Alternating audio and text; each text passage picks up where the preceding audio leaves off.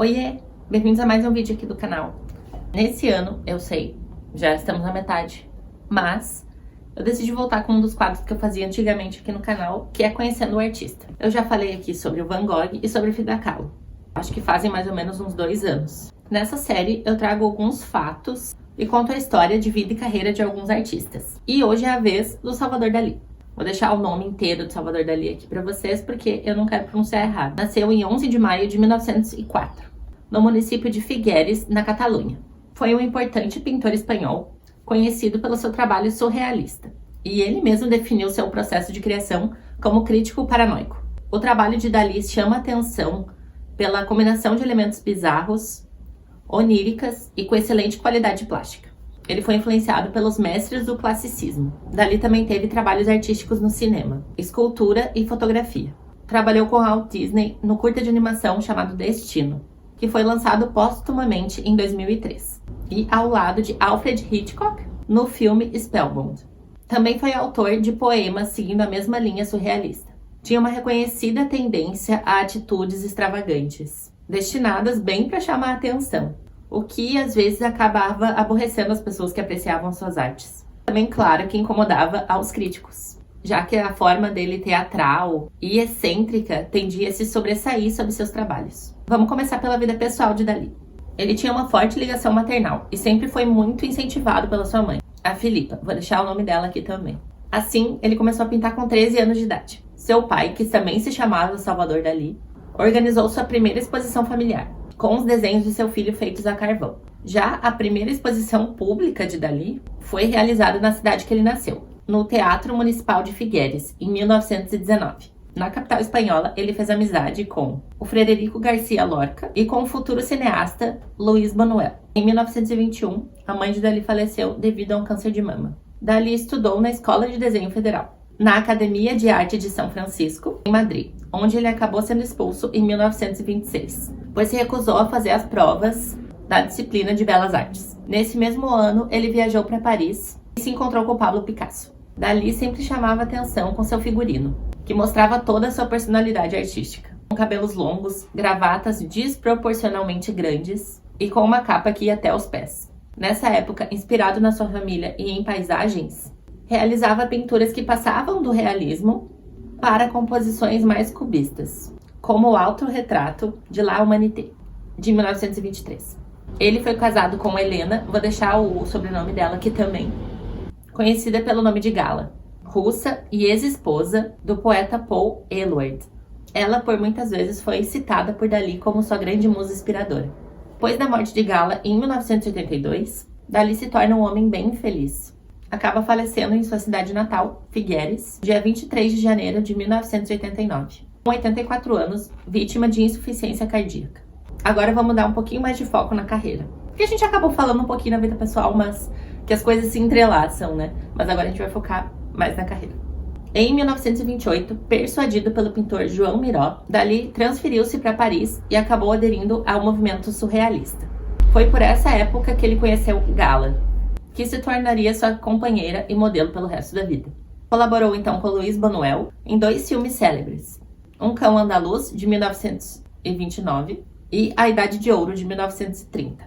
É a partir daí que começam a surgir os melhores trabalhos de Dalí, que, com alguma experiência e já desejando reconhecimento, pintou seus melhores trabalhos. A gente pode dar destaque aqui para a Persistência da Memória, com a icônica imagem dos relógios derretidos.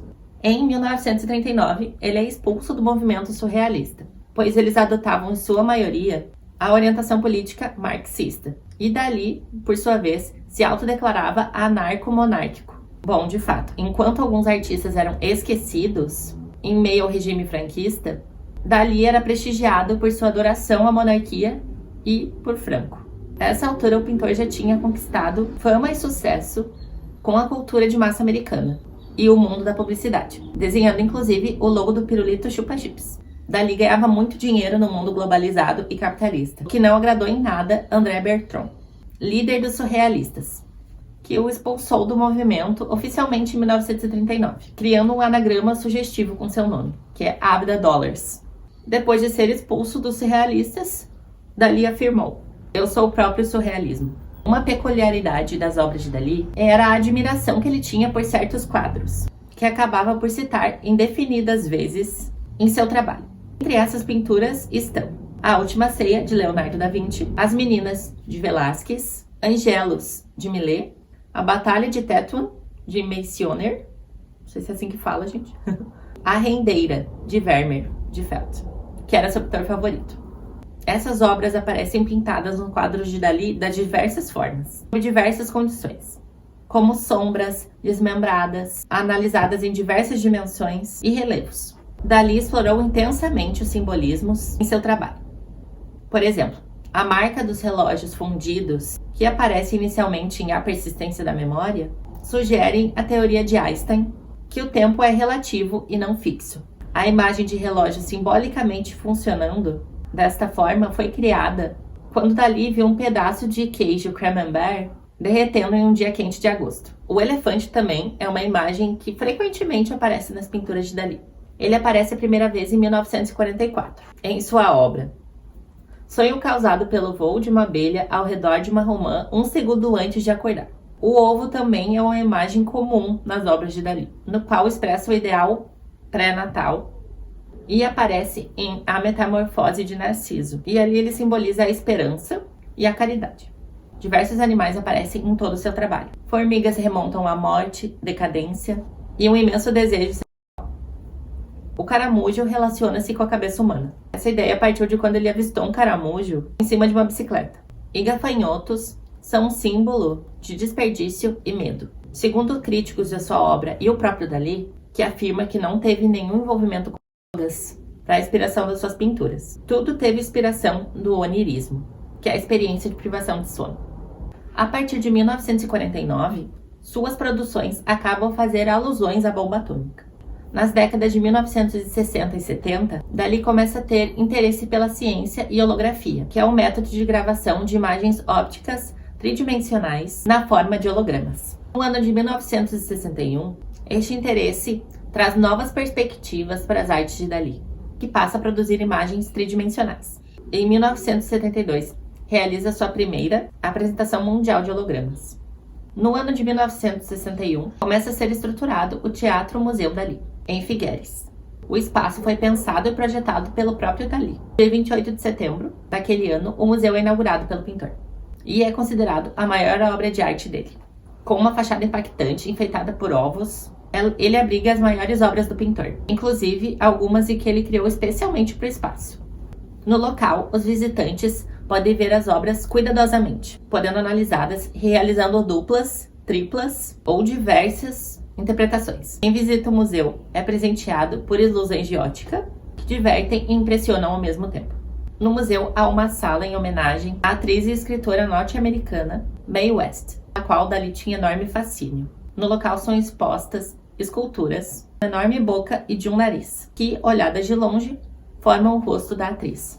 O Teatro Museu Dalí é considerado o maior exemplo de arquitetura surrealista do mundo. Dalí produziu mais de 1.500 quadros durante toda a sua carreira. Também ilustrações para livros, litografias, desenhos para cenários e trajes de teatro, e um grande número de desenhos, dezenas de esculturas e vários outros projetos. Vamos para algumas curiosidades agora. Na década de 1970, escreveu um livro de receitas, chamado Les Dîners de Gala, escrito em conjunto com Gala. As receitas são extravagantes como as suas obras, e as montagens dos pratos são elaboradas e bem teatrais, quase impossíveis de reproduzir. Excêntrico como só ele, tinha animais selvagens de estimação, como um tamanduá e uma jaguatirica. As fotografias que ele fez em colaboração com o fotógrafo Philippe Hausmann são algumas das coisas mais bacanas do seu trabalho. Ele considerava o quadro Leda Atômica, de 1949, como a sua obra mais perfeita. Foi feita segundo a divina proporção renascentista, e Gala foi sua modelo viva para o quadro. O Salvador Dalí era encarado pelos pais como a reencarnação do seu irmão, pois ele nasceu há apenas 9 meses depois do falecimento dele. O pai e a mãe acabaram dando a ele o mesmo nome do irmão que tinha falecido, e afirmavam que o Dalí realmente era a encarnação do seu irmão. Então é isso, gente. Espero que vocês tenham gostado de conhecer um pouquinho mais Salvador Dalí. Eu tô tentando voltar com os meus conteúdos um pouco mais educacionais, eu diria, Então foi muito legal fazer essa pesquisa. Acho que é muito interessante a gente sempre buscar conhecer mais da vida dos artistas que a gente admira. E é sempre bom estudar sobre pessoas tão talentosas e tão importantes para a história da arte, né? Então é isso. Beijos e até o próximo vídeo. Tchau!